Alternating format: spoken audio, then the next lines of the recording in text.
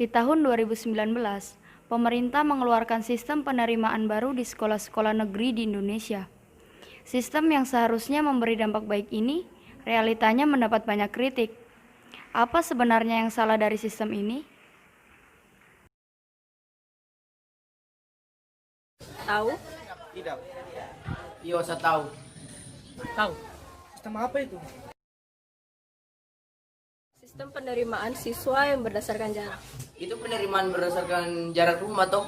Sistem zonasi itu sistem yang mengharuskan siswa untuk bersekolah di dekat rumahnya. Tidak, karena saya punya rumah dekat. Iya, saya rasa. Karena saya punya rumah masuk zona. Belum, karena setiap sekolah fasilitasnya belum sama. Menurut saya belum. Belum, karena Indonesia belum siap untuk sistem zonasi.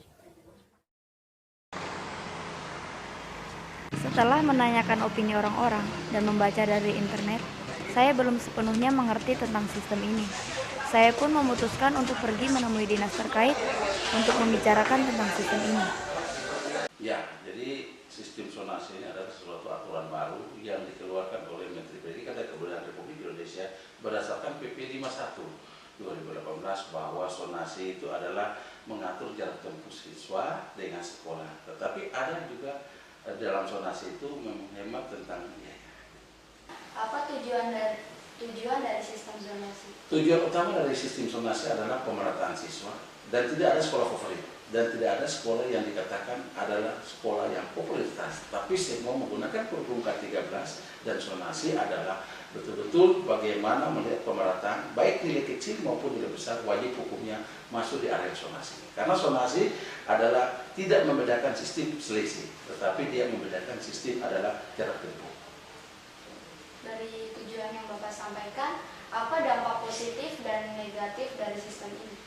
Dampak positif yang pertama adalah dulu yang tinggal di depan SMP Negeri 1 tidak bisa masuk karena nilainya kecil, maka dia sekolahnya jauh. Padahal kalau dihitung dia tidak perlu uang taksi, dia bisa jalan saja ke depan masuk sekolah itu.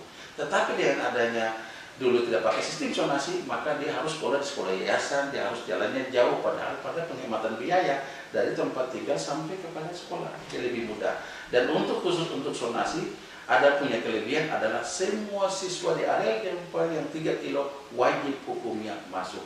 Baik itu anaknya nilai tidak rata-rata 6, bahkan dia rata-rata cuma 4, wajib hukumnya harus masuk. Kalau dulu dia otomatis harus di atas 6 baru bisa masuk di sekolah yang namanya SMP 1, namanya SMP 2. Tapi sekarang tidak perlu rata-rata 4 pun masuk, yang penting dia lulus wajib hukumnya masuk.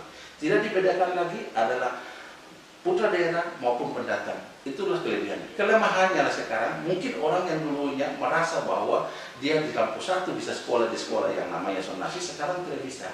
Kenapa? Ada sekolah yang jarak tempuh lebih dekat, itu adalah membantu orang tua. Yaitu dulu mungkin naik taksi 2 kali, sekarang tinggal 1 kali saja. Nah, kelemahan yang besar yang dihadapi itu adalah khusus orang-orang yang rasa jauh memang dia sulit. Tetapi dengan adanya zonasi berarti seluruh siswa ada berkualitas dan guru juga akan dibagi pemerataan. Sehingga tidak ada sekolah yang mengajar anak-anak yang pintar saja, sekolah yang mengajar anak-anak yang berkekurangan, tapi bisa pintar dan berkekurangan semua bisa dibagi habis. Baik, untuk tanggapan Bapak tentang adanya sistem zonasi di Kota Merauke ini bagaimana? Kalau Kabupaten Merauke dan lebih khusus daerah kota yang ada arealnya khusus untuk SD ada 6 sekolah yang masuk pada zonasi dan SMP ada 5 dan SMA ada 3. SMK-nya tidak masuk. Maka kita di Kabupaten Merauke sekolah ring 1 atau daerah kota dan sekitarnya adalah memiliki zonasi. Belum kita masuk pada ring 2 adalah pinggiran kota dan ring 3 adalah daerah terpencil. Kenapa kita baru ambil dari ring 1? Karena jumlah sekolah yang ada di Merauke, misalnya pada Cipar Anak itu ada 5, sekolah minggu ada 5, terus PAUD-nya ada 47, TK-nya ada 90, SD-nya ada 210, SMP-nya ada 60, SMA-nya ada 21, dan SMK-nya ada 15 setelah paket A, paket B, dan paket C ada 23. Nah, memang ke depan nanti akan zonasi akan merata. Merata dalam arti bahwa daerah yang dimana penampukan siswa yang terlalu banyak harus dibagi habis. Sehingga antara jumlah siswa, antara jumlah rombel dan ruang kelas dan jumlah guru harus tersedia. Meskipun ada banyak masalah dari sistem zonasi, namun Terlepas dari itu semua, sistem ini sebenarnya sangat baik untuk pendidikan di Indonesia. Hanya saja, memang masih ada masalah yang harus diperbaiki, mulai dari fasilitas di setiap sekolah, kualitas gurunya, sampai sosialisasi yang kurang tentang sistem ini. Setelah semua masalah teratasi, sistem ini sebenarnya sangat baik sebagai langkah maju untuk pendidikan di Indonesia.